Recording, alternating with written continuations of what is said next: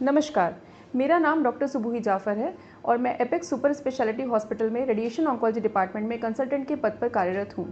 जैसा कि हम सभी जानते हैं, प्रत्येक वर्ष अक्टूबर को ब्रेस्ट कैंसर अवेयरनेस मंथ माना जाता है। क्यों आपको ऐसा लगता होगा कि अक्टूबर को ही क्यों मनाते हैं? क्योंकि पहली बार 1985 में अक्टूबर मंथ में ब्रेस्ट कैंसर अवेयरनेस मंथ की शुरुआत हुई थी, इसलिए हर साल हम लोग अक्टूबर में ब्रेस्ट कैंसर अवेयरनेस मंथ मनाते हैं। फिर दूसरा क्वेश्चन उठता है कि क्यों पूरा महीना ही हमने इसके ऊपर डेडिकेट कर दिया? तो इसके कई सारे कारण हैं। एक तो ये कि जो लेटेस्ट ग्लोबोकैन डेटा है उसके अकॉर्डिंग अभी ब्रेस्ट कैंसर का जो इंसिडेंस है वो इंडिया में 2 लाख के ऊपर जा रहा है। तो आप ये समझ सकते हैं कि इसका बर्डन बहुत ज़्यादा है, तो इसके बारे में अवेयरनेस भी हमें ज़्यादा चाहिए। दूसरा जो मेन रीज़न है वो ये है कि अगर हम इसको अर्ली डिटेक्ट कर सकते हैं, यानी कि अगर फर्स्ट स्टेज में ये डिटेक्ट हो जाता है तो इसके जो 5 ईयर सर्वाइवल रेट का जो चांस होता है वो मोर देन 95% होता है। यही अगर सेकंड स्टेज में डिटेक्ट होता है तो इसका चांस घट के 80% के आसपास पहुंच जाता है। थर्ड स्टेज में आते आते 5 ईयर सर्वाइवल रेट घट के 50% के आसपास हो जाता है और फोर्थ स्टेज में तो ये घट के 20 to 30% या उसके भी नीचे पहुँच जाता है। तो इसलिए अर्ली डिटेक्शन से हम जल्दी पता लगा सकते हैं और इसका इलाज भी पॉसिबल है। जो तीसरी और जो बहुत ही इंपॉर्टेंट चीज़ है वो ये कि जनरली लेडीज़ अपनी प्रॉब्लम कहने में झिझकती हैं, वो किसी को बताना नहीं चाहती कि उनके ब्रेस्ट में कुछ प्रॉब्लम हो रही है। तो इसलिए पूरा महीना हमने इसको डेडिकेट किया हुआ है। अब अगला जो सवाल उठता है वो ये है कि रिस्क फैक्टर क्या क्या है, हम इसे कैसे प्रिवेंट कर सकते हैं। तो रिस्क फैक्टर में क्या क्या होता है? एक तो अगर आप फीमेल हैं, सबसे पहले तो एक महिला होना ही अपने आप में एक बहुत बड़ा रिस्क फैक्टर होता है। दूसरा, जैसे जैसे आपकी एज बढ़ती है, अगर आपका महीने का ड्यूरेशन ज़्यादा है, मतलब कि अर्ली मिनार्की आपको महीना आना जल्दी शुरू हुआ और लेट मेनोपॉज है यानी कि महीना बंद होना बहुत बाद में हुआ, या फिर आपके बच्चे कम हैं, या आपने ब्रेस्ट फीड नहीं कराया या कम कराया है, या आपका वेट ज़्यादा है, ओबेसिटी है, या आप स्मोकिंग और अल्कोहलिज्म के शिकार हैं, माना एडिक्शन है अगर आपको, या फिर आप स्ट्रेस बहुत ज़्यादा लेते हैं। तो ये एक मोटे मोटे तौर पे एक रिस्क फैक्टर्स है जिसकी वजह से ब्रेस्ट कैंसर हो सकता है। तो हमें करना क्या है? जो भी महिलाएं, अच्छा इसमें भी 2 ग्रुप आता है, एक वो महिलाएं होती हैं जिनकी फैमिली हिस्ट्री में ब्रेस्ट कैंसर है और दूसरी वो महिलाएं होती हैं जिनकी फैमिली में किसी को अभी तक ब्रेस्ट कैंसर नहीं हुआ है। तो जिनकी फैमिली में ब्रेस्ट कैंसर नहीं हुआ है उनको ये स्क्रीनिंग 40 ईयर्स की एज से स्टार्ट करनी होती है। जिनकी फैमिली में ब्रेस्ट कैंसर किसी भी महिला को हुआ है तो उनको ये स्क्रीनिंग या तो जिस एज पे उस महिला को ब्रेस्ट कैंसर हुआ उसके 10 साल पहले शुरू करनी है या फिर 40 साल की उम्र से शुरू करनी है, जो भी पहले आए।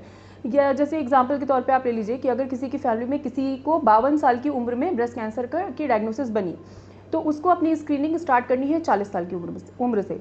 बट अगर किसी की फैमिली में किसी को ब्रेस्ट कैंसर हुआ माना 45 साल या मान लीजिए 35 साल पे हुआ तो उसकी स्क्रीनिंग हम स्टार्ट करेंगे 25 साल की उम्र से, यानी कि जो पहले आएगा हम वहाँ से स्क्रीनिंग स्टार्ट करेंगे।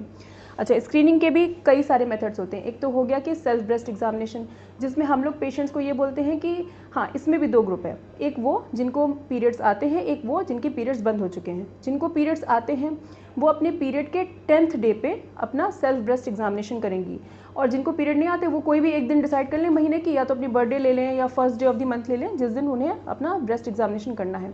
करना कैसे है? मान लीजिए कि ये ब्रेस्ट है तो एक सर्कुलर मोशन में आपको स्टार्ट करना होता है एग्जामिनेशन। आप टॉप पॉइंट से स्टार्ट करेंगे, बहुत ही सॉफ्ट और जेंटल मोशन से, ऐसे पोक नहीं करना है, बिल्कुल टच करते हुए एकदम सर्कुलर मोशन में आएंगे। सब तरफ पूरे तरफ आपने देख लिया, फिर बीच में निपल को आप ऐसे प्रेस करके देखेंगे कि कोई डिस्चार्ज वगैरह तो नहीं आ रहा। अच्छा, जब आपको राइट साइड का एग्जामिनेशन करना है तो आप बिस्तर पे लेट जाइए, अपने दाहिने कंधे के नीचे तकिया रख के बाएं हाथ से अपना एग्जामिनेशन करिए।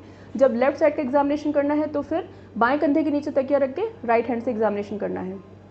फिर आपको शीशे के सामने खड़े हो जाना है, देखना है कि कोई किसी भी ब्रेस्ट के साइज़ में कोई डिफरेंस तो नहीं हो रहा, कोई बहुत बड़ा या छोटा तो नहीं हो रहा है, या फिर निपल रिट्रैक्शन तो नहीं हो रहा है, या कुछ भी अनयूजुअल सिम्टम है तो आपको तुरंत अपने डॉक्टर को दिखाना है। दूसरा होता है क्लिनिकल ब्रेस्ट एग्जामिनेशन, जो कि एनुअली किया जाता है, मतलब आप एक बार जाके अपने ऑन्कोलॉजिस्ट या फिर गायनेकोलॉजिस्ट को मिल लेते हैं, फिर आपको साल में एक बार जाके उनसे मिलना होता है। तीसरा होता है मैमोग्राम। मैमोग्राम में क्या होता है कि जिनकी एज 40 या उसके ऊपर है उसमें हम लोग एक्सरे मैमोग्राम प्रेफर करते हैं, और जिनकी एज 40 के नीचे है उनमें हम अल्ट्रासाउंड मैमोग्राम प्रेफर करते हैं। बेसिकली ये ब्रेस्ट की डेंसिटी पे डिपेंड करता है कि हम कौन सा टाइप का मैमोग्राम कराते हैं। ठीक है, ये तो हमारा स्क्रीनिंग का पार्ट हो गया। फिर उसके बाद हाँ, अभी जो इस साल की जो थीम है WHO की वो ये है कि every story is unique and every journey matters. ऐसा क्यों? क्योंकि हर वो स्त्री जो स्तन कैंसर से जंग लड़ रही है उसकी लड़ाई का हर एक स्टेप अपने आप में यूनिक है। वो डिग्निटी, रेजिलियंस और होप की एक जीती जागती मिसाल है। और इसके पीछे एक और रीज़न है अभी पहले क्या होता था कि अम्ब्रेला काइंड ऑफ ट्रीटमेंट होता था कि ब्रेस्ट कैंसर हुआ है तो हमें इतनी कीमो देनी है, ऐसे सर्जरी कर देनी है, ऐसे हमें रेडियोथेरेपी कर देनी है। अभी क्या हो गया है कि जो कीमोथेरेपी है उसमें बहुत सारी चीज़ें जुड़ गई, जैसे हार्मोन थेरेपी हो गया, टारगेटेड थेरेपी हो गई, इम्यूनोथेरेपी हो गई, बहुत सारी चीज़ें ऐड हो गई हैं।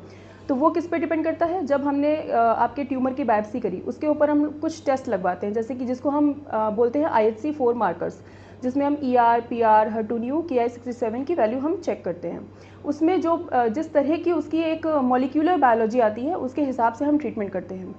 दूसरा ये होता है अभी ऑन्कोप्लास्टिक सर्जरी का भी रोल बहुत ज़्यादा बढ़ गया है। पहले क्या होता था कि ब्रेस्ट कैंसर हुआ तो एक ही ऑप्शन होता था कि आपको मैस्टेक्टमी करा देनी है, अपना स्तन निकलवा देना है। बट अभी क्या है, ऑन्कोप्लास्टिक सर्जरी आ गई है और हम और एक काम कर सकते हैं कि हम पहले कीमो दे के ट्यूमर का साइज़ छोटा करके हम ब्रेस्ट को बचा सकते हैं। तो हर एक पेशेंट का जो ट्रीटमेंट होता है ना, वो पेशेंट क्या चाहता है, उसके लिए क्या बेस्ट है, और ये सब चीज़ों को ध्यान में रख के हम लोग उस पर्टिकुलर पेशेंट का एक मतलब एक पर्सनलाइज्ड ट्रीटमेंट प्लान हम तैयार करते हैं। तो इसलिए हर एक पेशेंट अपने आप में यूनिक होता है। फिर लोग पूछते हैं कि क्या क्या साइन और सिम्टम्स हो सकते हैं जिसकी वजह से हम डॉक्टर को मिलने जाएं। तो सबसे जो इम्पॉर्टेंट और बहुत कॉमन चीज़ मिलती है वो ये होता है कि स्तन में या फिर आपको बगल में कोई गांठ जैसा फील हो सकता है, जो कि आपको नहाते वक्त या कपड़े बदलते वक्त आपको पता चल सकता है। जनरली पेशेंट्स क्या सोचते हैं या महिलाएं क्या सोचती हैं कि दूध की गांठ होगी, पुरानी रह गई होगी, वो अभी तक घुली नहीं। ऐसा कुछ नहीं होता। अगर आपने ब्रेस्ट फीडिंग कराए हुए बहुत टाइम हो गया है और अभी आपको गांठ पता चल रही है तो एक बार ज़रूर जाके अपने ऑन्कोलॉजिस्ट या गायनेकोलॉजिस्ट से मिलिए। दूसरा ये होता है कि जो आपका ब्रेस्ट है उसके ऊपर की स्किन चेंज हो सकती है, जैसे संतरे की छिलका होता है वैसा दिख सकता है, या फिर कुछ स्वेलिंग है, या कहीं से खिंचाव लग रहा है, या पकरिंग जिसको बोलते हैं कि वो अंदर की तरफ खिंचा हुआ है, या निपल रिट्रैक्शन है, निपल से कोई डिस्चार्ज आ रहा है, तो फ़ौरन आपको आके अपने ऑन्कोलॉजिस्ट से मिलना है। हम कैसे प्रिवेंट कर सकते हैं ये ब्रेस्ट कैंसर के रिस्क को, तो इसमें जो सबसे इंपॉर्टेंट चीज़ होती है वो होती है लाइफ स्टाइल चेंजेस, कि हम एक हेल्दी वेट मेंटेन रखें, एक बैलेंस डाइट खाएं, फिजिकली एक्टिव रहें, स्मोकिंग और अल्कोहल को अवॉइड करें, स्ट्रेस ना लें।